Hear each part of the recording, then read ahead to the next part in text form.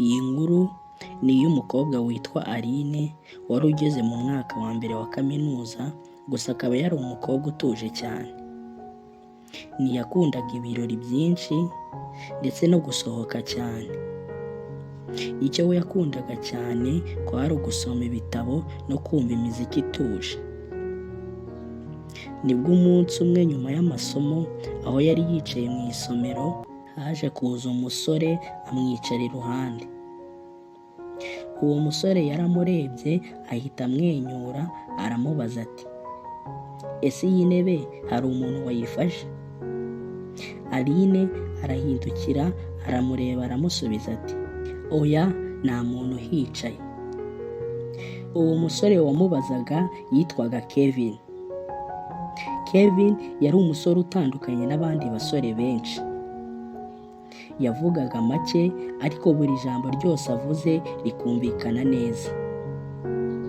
Nyuma y'iminota mike batangiye kuganira ku masomo, ku muziki ndetse no ku nzozi zabo z'ahazaza. Gusa Aline we yatunguwe n'ukuntu bahuje mu biganiro cyane kandi vuba. Nibwo mu mutima we yibwiye ati, "Uyu musore ndumva namumenya neza byimbitse." Ku ruhande rwa Kevin nawe yari yishimiye cyane kuganira na Aline. Barangije kwiga, ubwo bari bagiye gutandukana, nibwo Kevin yamusabye ko yamuha nimero ze, ariko Aline abanza kubitekerezaho gato, gusa birangira amubwiye yego. Uko niko inkuru y'urukundo rwabo yatangiye.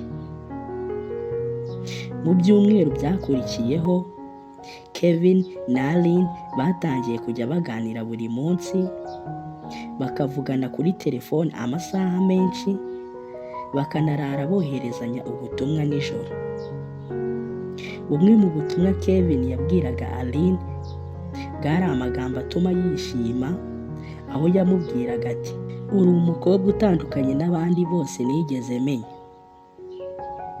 Ibi nibyo byatumaga Aline nawe buhoro buhoro agenda amukunda cyane. Inshuti ze zatangiye kubibona, maze umunsi umwe inshuti ya Aline nibwo yamubajije iti, "Ese koko ukunda Kevin?" Aline ahita aseka aramusubiza ati, "Yego, ndamukunda cyane." Hashize amezi make, Kevin yasabye Aline ko baba abakunzi ku mugaragaro, maze Aline atazuyaje ahita avuga yego. Kuva ubwo batangiye umunyenga w'urukundo wuzuyemo ibyishimo, batangira kujya basohokana, gufatana amafoto no kugenda muri pariki. Niko Kevin yahoraga amubwira ati, "Nzahora ndi iruhande rwawe nta kabuza." Ibi byahumye Aline amaso, kuko ntiyatekerezaga ko umunsi umwe ibintu bizahinduka. Hashize umwaka umwe bari mu rukundo, nibwo Aline yatangiye kubona ibintu bimwe bidasanzwe kuri Kevin. Kevin yatangiye guhinduka, akajya asubiza ubutumwa bwa Aline atinze, hakaba igihe amuhamagara ntamwitabe. Aline yamubaza impamvu, Kevin akavuga ko yari busy cyane. Aline ntiyabigize ibintu birebire, yaketse ko ari ibintu bisanzwe, ariko buhoro buhoro ibintu byagiye birushaho kwiyongera. Noneho Kevin nibwo yatangiye kujya abura burundu, akajya aza nyuma y'iminsi 2 cyangwa 3. Gusa iyo yazaga yabaga afite impamvu nziza zo kwisobanura, gusa kubera ko Aline yamwizeraga cyane yahoraga amwumva. Umunsi umwe Aline yari yagiye gusura Kevin iwe, ariko Kevin yari ari muri dushe, gusa telefone ye yari yayisize ku meza. Muri ako kanya telefone yahise yaka, maze haza ubutumwa bushya. Gusa Aline ntiyashakaga kubureba, ariko amaso ye yahise abona amagambo kuri screen. Ubutumwa bwavugaga buti, babe, ndagukumbuye cyane, ese ejo tuzongera duhure? Aline yumvise umutima we uhagaze, maze ahita atangira gutekereza ati, babe, ninde umwandikiye? Nyuma yo kubona ubwo butumwa, Aline ntiyongeye gutuza. Yagerageje kwiyumvisha ko wenda ari inshuti ye imwandikiye mu buryo busanzwe. Aline ntiyasinziriye iryo joro. Yaraye yibaza ati, ese Kevin bishoboka ko yaba afite undi mukobwa? Ariko yabitekerezaho bikamubabaza cyane kubera ko Kevin yari yarigeze kumubwira ati, nta wundi mukobwa nshobora gukunda uretse wowe. Ariko Aline yatangiye gufata ayo magambo ya Kevin nk'ibinyoma. Bukeye bwaho, Aline yafashe icyemezo cyo gukora iperereza, kubera ko ntiyashakaga gushinja Kevin ibintu adafitiye igihamya. Nibwo Aline yatangiye kujya agenzura neza buri myitwarire ya Kevin, aza kubona ko hari ibintu byahindutse. Harimo ko Kevin yatangiye kujya afunga telefone vuba cyane buri uko Aline aje. Ahindura password, akajya anasohoka kenshi cyane nijoro. Aline yamubaza aho aba agiye, Kevin akamusubiza ati, nari ndi kumwe n'inshuti, gusa navuke inshuti izo arizo. Ibi bigatuma Aline arushaho gukomeza gushidikanya. Umunsi umwe ari nimugoroba, Aline yafashe telefone ya Kevin, afungura Instagram ye, atangira kureba abantu Kevin akurikira. Nibwo yaje kubonamo izina ry'umukobwa ritandukanye. Uwo mukobwa yitwaga Vanessa. Ku mafoto ye, Aline yasanze Kevin akunda gushyiraho like kenshi akanasigaho comment. Hari nk'ifoto yasizeho comment nka nice follow.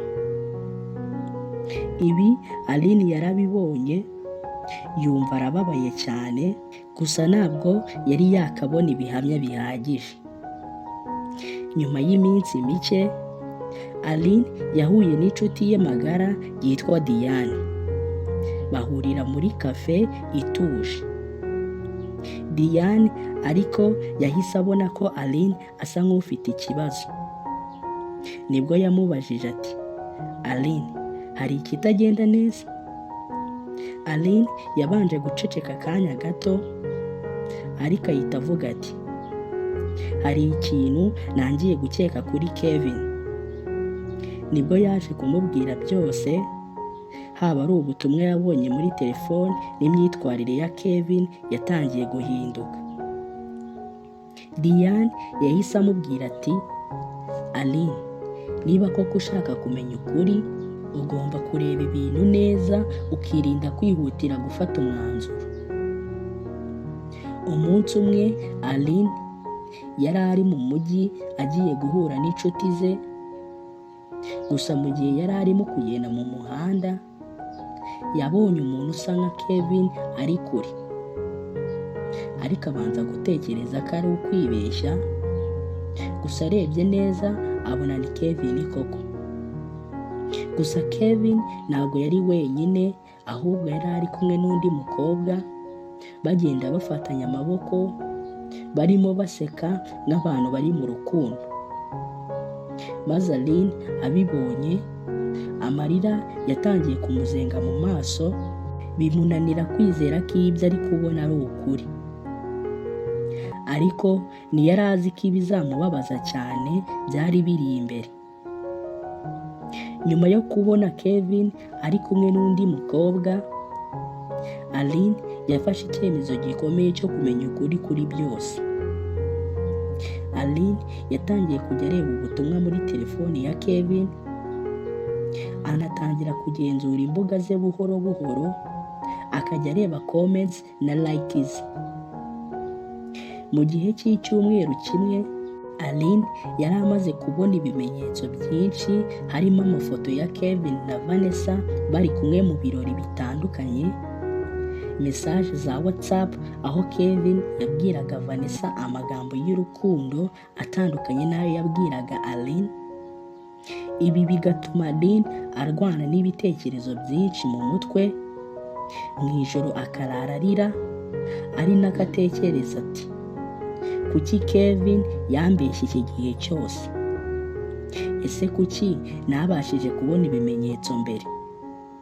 Ese koko yari yarigeze ankunda? Nibwo Aline yaje gufata umwanzuro wo guhura na Kevin umunsi umwe ngo amubwire ukuri kose. Nibwo yatangiye kumubwira ati Kevin, nabonye byose, nabonye ubutumwa, amafoto n'imyitwarire yawe.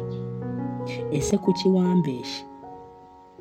Kevin yabanje guceceka ariko aza kuvuga ati Aline, sinashakaga ko ubibona utya, sinashakaga kugukomeretsa, ariko nagize ibyago byo kugwa mu rukundo rw'imamo n'undi mukobwa. Aline yahise amubaza ati ese n'uriya mukobwa witwa Vanessa? Maze Kevin araceceka ntiyasubiza. Aline yararize arababara cyane, ariko Aline avuga ko nta wundi muntu ugomba kuzamubabariza umutima we. Aline yaje gutandukana na Kevin maze afata icyemezo cyo gukomeza ubuzima bwe. Yatangiye kwiyubaka, yibuka ko ubuzima bwe bufite agaciro kandi ko atagomba kuguma mu rukundo rutamushimishije. Nyuma yo kubona ukuri ku rukundo rwe na Kevin, Aline yari yaracitse intege ndetse umutima we wari wuzuye agahinda. Ku munsi wakurikiyeho, Aline yicaye mu cyumba cye, yitegereza amafoto yabo ubwo bari bari kumwe yari yarafashe mu gihe cyashize. Nibwo yavuze ati ibi byose byari ukuri kuri Kevin, ariko ni naha birangiriye. Aline yatangiye kwiyakira buhoro buhoro, atangira kwandika ibitekerezo bye muri diary, ndetse atangira kujya afata umwanya wo kwita ku buzima bwe, aho yatangiye kujya asoma ibitabo, akajya anakora na siporo n'inshuti ze. Aline yamenye ko gukira ari ukumenya uburyo bwo kubaho no kwiyubaka. Yatangiye kwiga neza mu ishuri aho kwibanda kuri Kevin, atangira kujya mu birori n'inshuti ze atitaye ku byabaye. Aline ntiyashatse guhagarika urukundo, ahubwo yashatse kwishimira ubuzima. Yatangiye kujya yitabira ibikorwa byo gufasha abandi, anatangira kubona inshuti nshya, bamwe bakamufasha kumva ko nta wundi muntu ugomba kumusimbura. Gusa Aline yari amaze kwiga amasomo akomeye ku rukundo, harimo ukuri, kwizerana no gushyira imbere ibyiza bye mbere y'iby'abandi. Hashize igihe, umunsi umwe Aline yaje guhura na Eric, umusore w'umwana mwiza wari wicaye mu isomero aho Aline yari asanzwe yigira. Gusa Eric yari atandukanye na Kevin kubera ko Eric yari umuntu w'inyangamugayo kandi wita ku bandi. Ari umuntu wicisha bugufi akanumva abandi. Aline yabanje gutekereza ati ese nshobora kwizera umuntu nyuma y'ibyo nabonye? Nibwo Aline yamenye ko ntacyo byamufasha gukomeza guheranwa n'agahinda, maze atangira kujya aganira na Eric buhoro buhoro. Batangira kujya bungurana ibitekerezo ku masomo no kuvuga ku nzozi zabo. Buhoro buhoro Aline yatangiye kwiyumvamo icyizere gishya. Yaje kubona ko urukundo rushya rutandukanye n'urwo yigeze kugiranaho na Kevin, kubera ko yari mu rukundo rutabeshya, ruhora rwizerana kandi runafasha gukura. Aline yamenye isomo rikomeye ko nta rukundo rukomera rutubakiye ku kuri no kwizerana.